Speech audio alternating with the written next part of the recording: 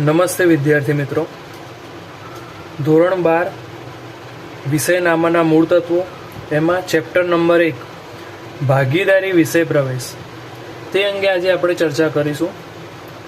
વિદ્યાર્થી મિત્રો, ચેપ્ટર 1 ભાગીદારી વિષય પ્રવેશ જો બોર્ડ સંદર્ભે વાત કરીએ, બોર્ડની એક્ઝામને લગતું, તો ટોટલ 5 માર્ક્સનું આ ચેપ્ટર છે, જેમાં બોર્ડમાં સેક્શન એમાં 2 MCQ પૂછાય છે, 2 માર્ક્સના, પ્રત્યેકનો 1 ગુણ.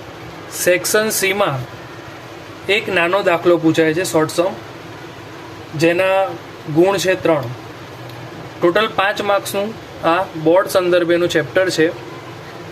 પરંતુ ધ્યાનમાં એ રાખો કે સ્કૂલની પ્રથમ એક્ઝામ જે હશે એમાં આ ચેપ્ટરમાંથી વધારે માર્ક્સનું પૂછાઈ શકે, જેનું કારણ છે કે બોર્ડનું જ્યારે 100 માર્ક્સનું પેપર નીકળે છે, એ 100 માર્ક્સનું પેપર નીકાળવા માટે 2 પાઠ્યપુસ્તકો ઉપલબ્ધ હોય છે. આપણને ખ્યાલ જ છે કે અકાઉન્ટમાં પાર્ટ 1 અને પાર્ટ 2 એમ 2 પુસ્તક છે. પરંતુ જ્યારે તમારી સ્કૂલની પ્રથમ એક્ઝામ હશે ત્યારે પ્રથમ પાર્ટમાંથી જ ખાલી 100 માર્ક્સનું પેપર નીકાળવાનું હોવાથી આ ચેપ્ટરના માર્ક્સનું વેટેજ વધારે હોઈ શકે છે. એટલે આપણે એ વસ્તુ ધ્યાનમાં રાખીશું. તેમજ પ્રથમ પરીક્ષામાં આ ચેપ્ટરને લગતી થોડી ઘણી થિયરી પણ પૂછાઈ શકે છે. આ બોર્ડમાં નહીં પૂછાય થિયરી, પરંતુ પ્રથમ સ્કૂલની એક્ઝામ માટે આ ચેપ્ટરમાંથી તમારે થિયરી પણ લર્ન કરવી પડશે. એ ચેપ્ટરને લગતી થિયરી આપણે એ પણ આગળ જોઈશું. આજે હું તમારી સાથે ચર્ચા કરીશ કે બોર્ડમાં જે 3 માર્ક્સના નાના દાખલા પૂછાય છે, શોર્ટ સમ, એ આજે આપણે જોવાના છે કે કયા દાખલા છે જે બોર્ડ સંદર્ભે ખૂબ જ અગત્યના છે. તો આપણે પાઠ્યપુસ્તકના ઉદાહરણ નંબર 1થી શરૂઆત કરીએ કે જે પ્રમાણે જે નાના દાખલા આપેલા છે, અને એવો જ એક દાખલો જે સ્વાધ્યાયમાં પણ આપેલો છે એ પણ આપણે જોવાનો છે. તો સૌ પ્રથમ શરૂઆત કરીએ ચેપ્ટર 1માંથી જે નાના દાખલા પૂછાય છે. એમાં પહેલું ઉદાહરણ પાઠ્યપુસ્તકનું કંઈક આ પ્રમાણે છે: હિરલ દર માસની શરૂઆતમાં 500 રૂપિયાનો ઉપાડ કરે છે. જો ઉપાડ પર 10% લેખે વ્યાજ વસૂલ કરવાનું હોય તો કુલ વાર્ષિક ઉપાડ અને ઉપાડ પર વ્યાજ શોધો. પહેલાં તો કોઈ પણ દાખલાને સરળ બનાવવા માટે આપણે એની રકમ વ્યવસ્થિત રીતે સમજી લેવી પડે. પહેલાં તો આપણને શું માહિતી આપી છે એ સમજી લઈએ. શું કીધું છે કે હિરલ નામની એક ભાગીદાર છે જે દર માસની શરૂઆતમાં, એટલે કે મહિનો જેમ શરૂ થાય એમ શરૂઆતમાં જ એ 500 રૂપિયાનો ઉપાડ કરે છે. કે જેવો 1લી તારીખ આવે, 1 થી 5 તારીખમાં મહિનો શરૂ થતો હોય ત્યારે ધંધામાંથી 500 રૂપિયા ઉપાડે છે. એવું દર માસે કરે છે. જો ઉપાડ પર 10% લેખે વ્યાજ વસૂલ કરવાનું હોય, ભાગીદારી પેઢીએ એવું નિયમ બનાવ્યો છે કે ભાઈ જે બી ભાગીદાર ઉપાડ કરે એના ઉપર ઉપાડ પર કેટલા ટકા વ્યાજ વસૂલ કરીશું, તો કે 10%. જો 10% વ્યાજ વસૂલ કરવાનું હોય તો કુલ વાર્ષિક ઉપાડ શોધો અને ઉપાડ પર વ્યાજ શોધો. 2 વસ્તુ આપણને આ દાખલામાં પૂછી ગઈ. પહેલાં તો જે માહિતી આપી છે આપણે લખી દઈએ કે હિરલ જે ભાગીદાર છે એ ઉપાડ ક્યારે કરે છે, તો કે દર માસની શરૂઆતમાં. અને કેટલા રૂપિયાનો ઉપાડ કરે છે, તો કે ₹500. ઓકે. બીજી માહિતી શું આપી, તો કે ઉપાડ પર વ્યાજ વસૂલ કરવાનું છે. કેટલા ટકા, તો કે 10% વ્યાજ આપણે વસૂલ કરવાનું છે. ઓકે. આ 2 માહિતી આપી છે અને એના પછી આપણને આ 2 પ્રશ્નો પૂછવામાં આવ્યા છે કે ભાઈ કુલ વાર્ષિક ઉપાડ શોધો અને ઉપાડ પર વ્યાજ શોધો. પહેલા સવાલનો આપણે જવાબ જોઈએ કે કુલ વાર્ષિક ઉપાડ.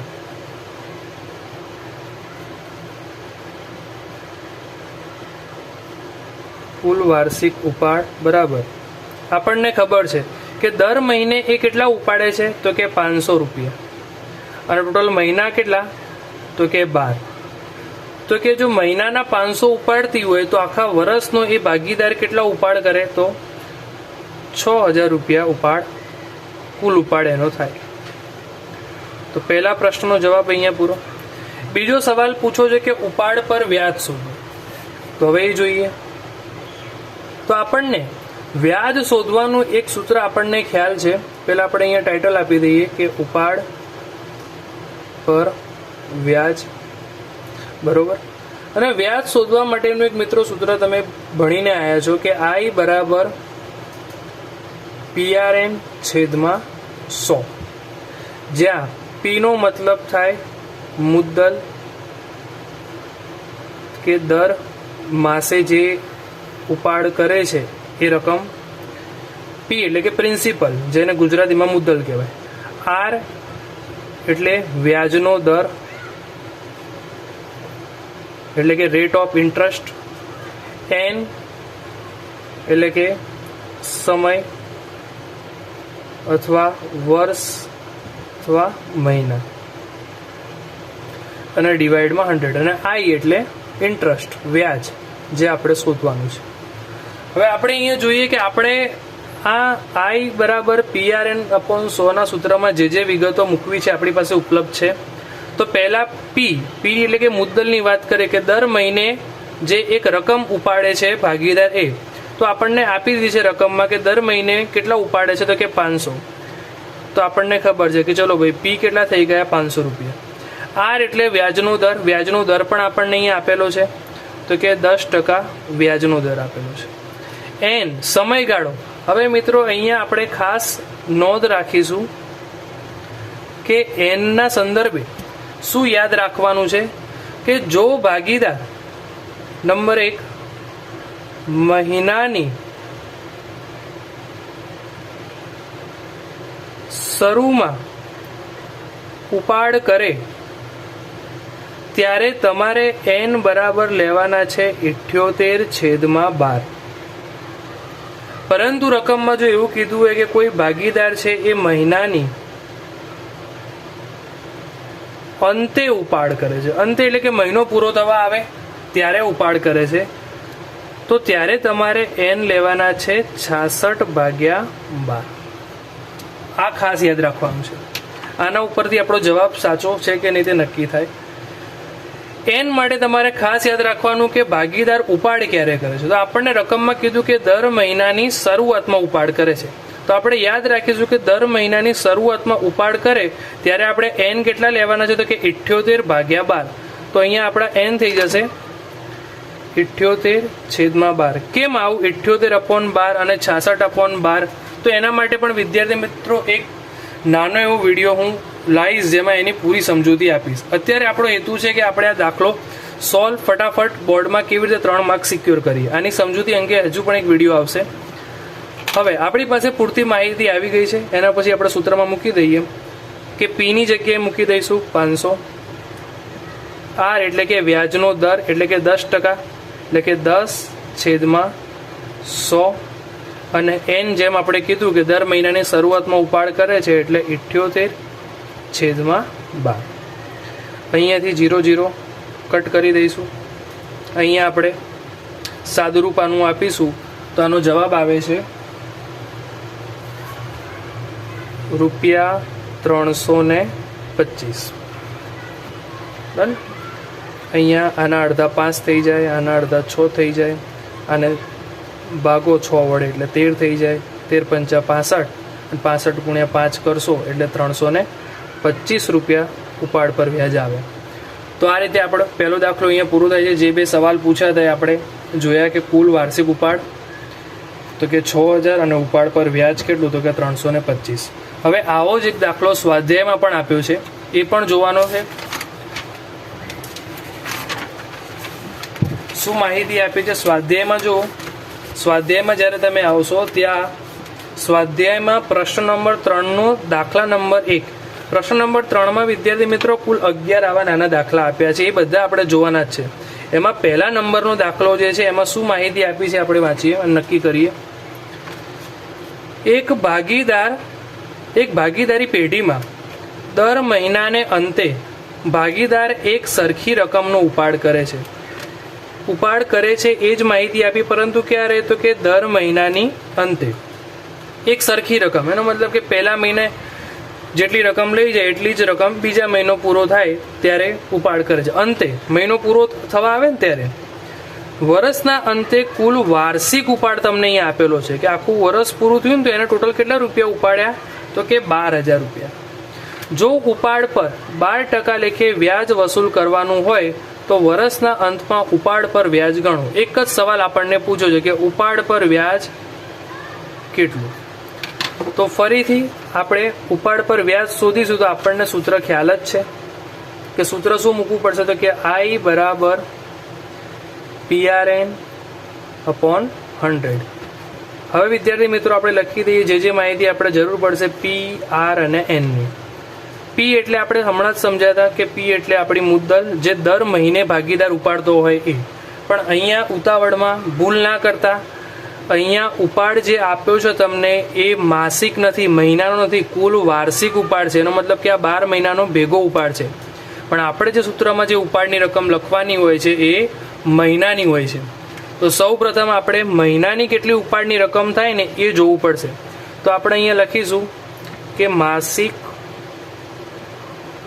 ઉપાડ, મહિનાનો ઉપાડ શોધીએ પહેલા. તો કે કુલ ઉપાડ કેટલો છે 12 મહિનાનો 12,000 અને ટોટલ મહિના કેટલા તો 12. તો દર મહિને એને કેટલો ઉપાડ કર્યો હોય તો કે 1,000 રૂપિયાનો ઉપાડ કર્યો હોય. તો અહીંયા આપણે P બરાબર 1,000 સૂત્રમાં લખીશું, 12,000 નહીં. જો 12,000 લખીશું તો જવાબ ત્યાં જ ખોટો પડી જાય. R એટલે વ્યાજનો દર. કેટલા ટકા વ્યાજ દર કીધું છે તો કે 12% વ્યાજ દર કીધું છે. N એટલે કે સમય. હવે આપણે હમણાં આગળ ભણ્યા હતા કે જો મહિનાની શરૂમાં જો ભાગીદાર ઉપાડ કરતો હોય તો N 78/12 લઈશું, પરંતુ મહિનાની અંતમાં જો ભાગીદાર ઉપાડ કરતો હોય તો આપણે 66/12. તો અહીંયા આપણે જોઈએ ક્યારે ઉપાડ કરે છે તો કે મહિનાની અંતે. તો N અહીંયા આપણા કેટલા થઈ જાય 66/12. હવે આ વિગત આપણે સૂત્રમાં મૂકીએ. P બરાબર તો કે 1,000, R બરાબર તો કે 12% એટલે કે 12/100 અને N લેવાના છે 66/12. 12 કટ થઈ જશે, 00 કટ થઈ જશે. 66 ગુણ્યા 10 કરો એટલે 660 રૂપિયા ઉપાડ પર વ્યાજ આપણે વસૂલ કરવાનું થાય. તો આ જ સરળ રીતે આપણે 3 માર્ક્સ આપણા સિક્યોર કરી શકીએ. ત્યારબાદ પાછા આપણે ઉદાહરણમાં આવી જઈશું અને ઉદાહરણ નંબર 2 ની માહિતી વાંચીએ. ઉદાહરણ નંબર 2 માં શું માહિતી આપી છે જોઈએ. હંસા, હિતેશ અને વિજય એક પેઢીના ભાગીદારો છે. 3 ભાગીદાર છે. તેમનું મૂડીનું પ્રમાણ 3:2:1 છે. બરોબર. હિતેશને તેનું કમિશન આપ્યા બાદ વધતા ચોખ્ખા નફા પર 10% કમિશન આપવાનું છે. આ હિતેશ નામનો જે ભાગીદાર છે ને એને શું આપવાનું તમારે કમિશન આપવાનું છે. કોને તો કે હિતેશને. અને કેટલા ટકા તો કે 10%. હિતેશે કોઈ પેઢી માટે કામ કર્યું હશે તો તે સંદર્ભે પેઢી તેને 10% કમિશન આપવાનું નક્કી કરે છે. જો વર્ષના અંતે પેઢીનો નફો 1,65,000 હોય, વર્ષ પૂરું થયું એટલે પેઢીનો નફો થયો 1,65,000, તો હિતેશને કુલ કેટલી રકમ મળશે? હિતેશને કુલ કેટલી રકમ મળશે આવી માહિતી આપણને આપી છે. હવે અહીંયા ધ્યાનથી સમજવાનું કે પહેલાં તો આપણે જેમ કીધું એ પ્રમાણે દાખલાને સરળ બનાવવા જે માહિતી ઉપલબ્ધ છે ને એ પહેલાં લખી દેવાની. તો કે પહેલાં તો મૂડીનું પ્રમાણ આપ્યું છે. હવે મિત્રો અહીંયા ધ્યાન રાખો, મૂડીનું પ્રમાણ આપણે આ દાખલામાં કોઈ જરૂર પડવાની નથી. એનું કારણ એમ કેમ કે નફો આપ્યો છે. હવે માની લો કે મારે હિતેશને નફો આપવાનો થાય તો નફો તો કયા પ્રમાણમાં વેચાય? નફા નુકસાનના પ્રમાણમાં. મૂડીના પ્રમાણનું એમાં જરૂર પડે નહીં. હા, મૂડી ટોટલ આપી હોય અને મૂડી મારે વેચવી હોય તો મૂડીનું પ્રમાણ લેવાનું. પણ અહીંયા તો આપણને નફો આપ્યો છે ને નફો જો વેચવાનો થાય તો એના માટે તો આપણને નફા નુકસાનનું પ્રમાણ જોઈએ. એટલે મૂડીનું પ્રમાણ અહીંયા ભલે આપ્યું છે પણ આપણે એને ધ્યાનમાં લઈશું નહીં. તો અહીંયા હું લખી દઉં છું કે આ મૂડીનું પ્રમાણ જે આપ્યું છે 3:2:1 એની કોઈ જરૂર નથી. તો નફા નુકસાનનું પ્રમાણ નથી આપ્યું અહીંયા. બરોબર. એ જ્યારે આગળ આવશે ત્યારે ચર્ચા કરી. બીજી શું માહિતી આપી છે કે હિતેશને કમિશન આપવાનું છે 10%. ઓકે. પેઢીનો નફો છે 1,65,000. પેઢીનો કુલ નફો છે 1,65,000. તો હિતેશને કુલ કેટલી રકમ મળે?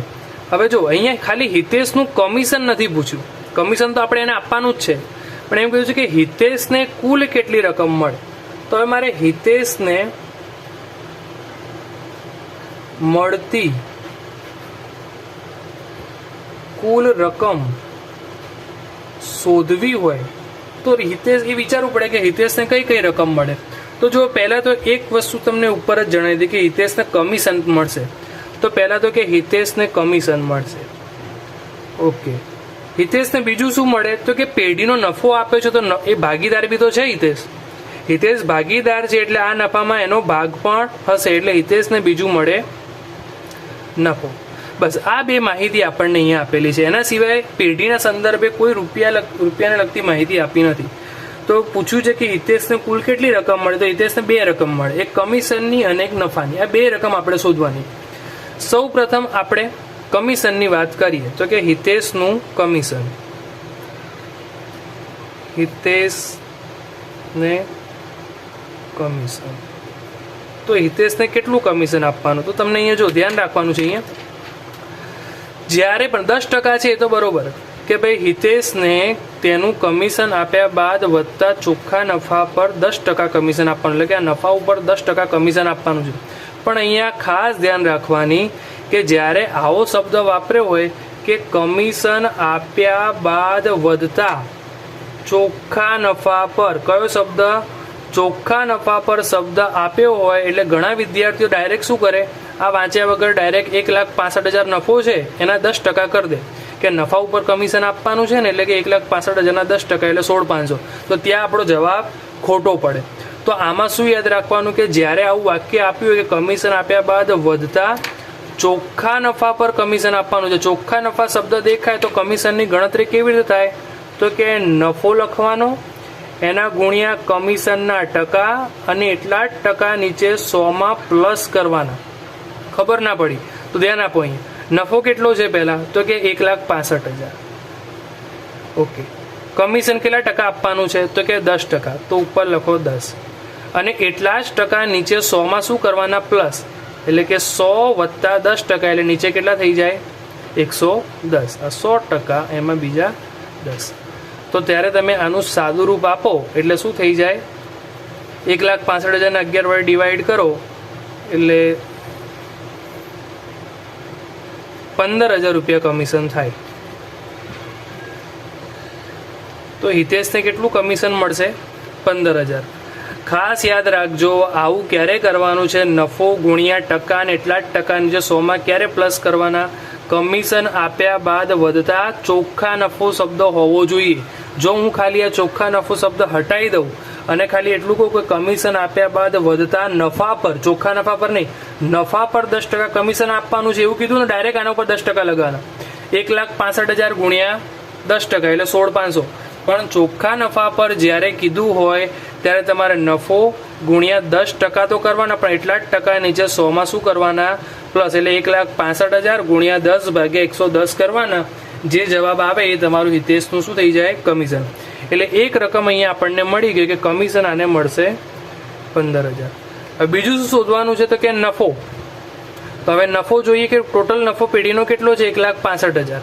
હવે ધ્યાનથી સમજજો, આ પેઢીનો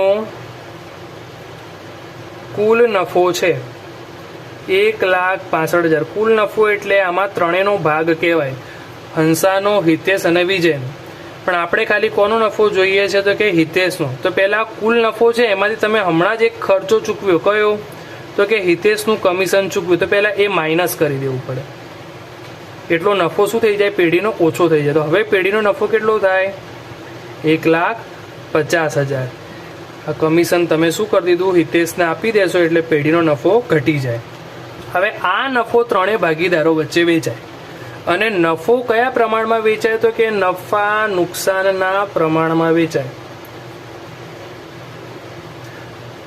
પણ સવાલ એ થાય કે રકમમાં તો નફા નુકસાનનું પ્રમાણ આપ્યું નથી. તો એવું યાદ રાખવાનું, જ્યારે આ તો મૂડીનું પ્રમાણ છે, નફા નુકસાનનું પ્રમાણ જ્યારે રકમમાં ના આપ્યું હોય ત્યારે પ્રમાણ તમારે ધારી લેવાનું. કેટલા ભાગીદારો છે કે 3 ભાગીદારો છે, તો ત્રણેયનું પ્રમાણ શું હોય, સરખે હિસ્સે ભાગીદારી થઈ જાય, 1:1:1. જો 2 ભાગીદાર હોય તો ખાલી 1/1. ક્લિયર? તો અહીંયા 3 ભાગીદારોનું પ્રમાણ શું થઈ જાય? નફા નુકસાનનું પ્રમાણ ના આપ્યું ત્યારે 1/1/1. ઓકે, હવે આપણે આ પ્રમાણમાં નફો હિતેશને આપીશું. હિતેશ એટલે કયા નંબરનો ભાગીદાર? તો કે બીજો. તો કે બીજા નંબરના ભાગીદારનું પ્રમાણ શું છે? તો કે 1. તો અહીંયા આપણે શોધીએ કે હિતેશ ને મળતો નફો. તો ટોટલ નફો છે કેટલો? 1,50,000. એમાંથી હિતેશનું પ્રમાણ કેટલું છે? 1. અને છેદમાં આ ત્રણેયનો સરવાળો લઈ લેવાનો. 1 ને 1 2 ને 1 3. તો 1,50,000 ભાગ્યા તમે 3 કરો એટલે હિતેશને નફો મળે ટોટલ ₹50,000. એટલે બીજી રકમ પણ મળી ગઈ. તો હિતેશને નફો કેટલો મળશે? 50,000. તો હવે કોઈ તમને પૂછે કે હિતેશને કુલ કેટલી રકમ મળે? તો 50,000 ને 15,000 ટોટલ ₹65,000 હિતેશને પેઢી આપશે. એક કમિશનના અને બીજા નફાના. આના જ જેવો હજી એક દાખલો આપણે સ્વાધ્યાયમાં આપેલો છે, એ જોઈ લઈએ. શું માહિતી આપી છે નક્કી કરીએ વાંચીને.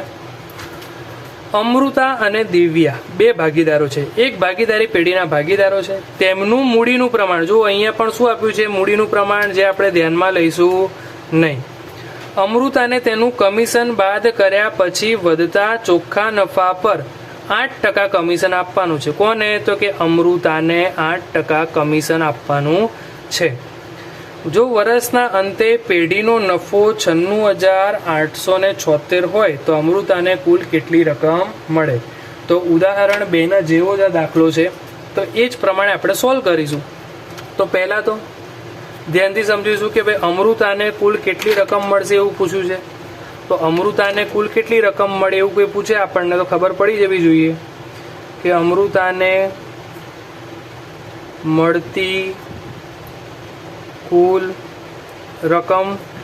તો કે એક તો અમૃતાને કમિશન આપવાનું છે અને બીજું પેઢીનો નફો આપ્યો છે, તો નફામાં પણ અમૃતા ભાગીદાર છે એટલે એને નફો પણ મળશે. તો અમૃતાને 2 રકમ મળે, એક કમિશનની અને એક નફાની. હવે આપણે બંને રકમ શોધીશું જેમ આપણે અગાઉના દાખલામાં જોયું એમ. હવે કમિશન માટે વિચારીએ કે અમૃતાને મળતું કમિશન.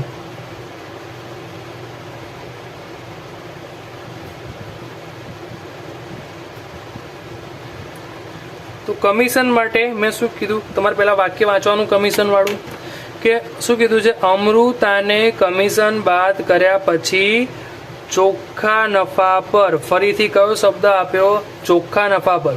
તો અહીંયા આપણે કેવી રીતે એના કમિશનની ગણતરી કરીશું? તો કે પહેલાં નફો લખવાનો, બરોબર, એના ગુણ્યા જે કમિશનના ટકા હોય એ લખવાના અને 100માં એટલા જ ટકા શું કરવાના? પ્લસ. તો પહેલાં આપણે નફો લખીએ કે નફો ટોટલ કેટલો છે? તો કે 96,876. કેટલા ટકા કમિશન આપવાનું છે? તો કે 8. એટલા જ 8 100માં નીચે શું કરી દો? પ્લસ કરી દો. હવે તમે આનું સાદું રૂપ આપો એટલે કમિશન આવશે, કમિશન આવે 7,176 રૂપિયા. એટલે એક રકમ આપણને મળી ગઈ કે 7,176. બીજું હવે આપણે નફો શોધીશું. તો અહીંયા તમને પેઢીનો નફો પહેલાં કેટલો આપ્યો છે ખ્યાલ હોવી જોઈએ કે પેઢીનો નફો, કુલ નફો આપણને ખબર છે કે 96,876 છે. પણ આ નફામાંથી આપણે કમિશન આપી દીધું અમૃતાને, તો હવે પેઢીનો નફો કેટલો વધે?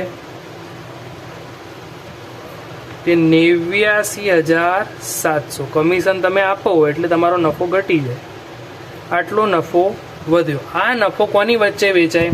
તો કે અમૃતા અને દિવ્યા વચ્ચે વેચાય. પણ આપણે અત્યારે ખાલી અમૃતાને કેટલો નફો મળશે એ જ જરૂર છે. અને નફો કયા પ્રમાણમાં વેચાય? તો કે નફા નુકસાનના પ્રમાણમાં. આ દાખલામાં પણ નફા નુકસાનના પ્રમાણની કોઈ માહિતી નથી. આ તો મૂડીનું પ્રમાણ છે. નફો ક્યારે મૂડીના પ્રમાણમાં વેચાય નહીં. તો જ્યારે નફા નુકસાનનું પ્રમાણ ના આપ્યું હોય તો શું લઈ લેવાનું? તો કે કેટલા ભાગીદારો છે? 2. તો 1/1. ત્યારે એમનું પ્રમાણ શું બની જાય? સરખું. તો આ નફો 1/1માં વેચી. તો આપણે અહીંયા લખીએ કે અમૃતાને મળતો નફો. તો કે પહેલાં કુલ નફો કેટલો છે? 89,700. આમાંથી અમૃતાને કેટલો મળશે? તો અમૃતા એટલે કયા નંબરની ભાગીદાર? પહેલું. તો પહેલા ભાગીદારનું પ્રમાણ શું છે 1 અને છેદમાં શું લેવાનું આ બંનેનું ટોટલ 1 ને 1 2 એટલે કે 89,700 ભાગ્યા 2 તમે કરો તો જવાબ આવે 44,850. તો બંને રકમ આપણને જે જોતી હતી એ મળી ગઈ, નફો પણ મળી ગયો અમૃતાનો, તો એ પ્લસ કરી દઈશું અહીંયા એ 44,850. તો અમૃતાને કુલ રકમ કેટલી મળે 52,026 રૂપિયા અમૃતાને કુલ મળવા પાત્ર રકમ થાય. પણ એની માટે આ ગણતરી તમારે દાખલામાં બતાવવી ફરજિયાત છે, ખાલી આટલું લખીને આવી જવાય નહીં. તો મિત્રો આ જ રીતે જે નાના દાખલા હજી આપણે જોવાના છે બીજા એ આપણે આગળના લેક્ચરમાં જોઈશું. આ જ રીતે તમે સરળતાથી દાખલા ગણી શકો છો. આ જ વિડીયો તમે કન્ટિન્યુઅસ જુઓ અને તમારા મિત્ર વર્તુળમાં શેર કરો. Thank you.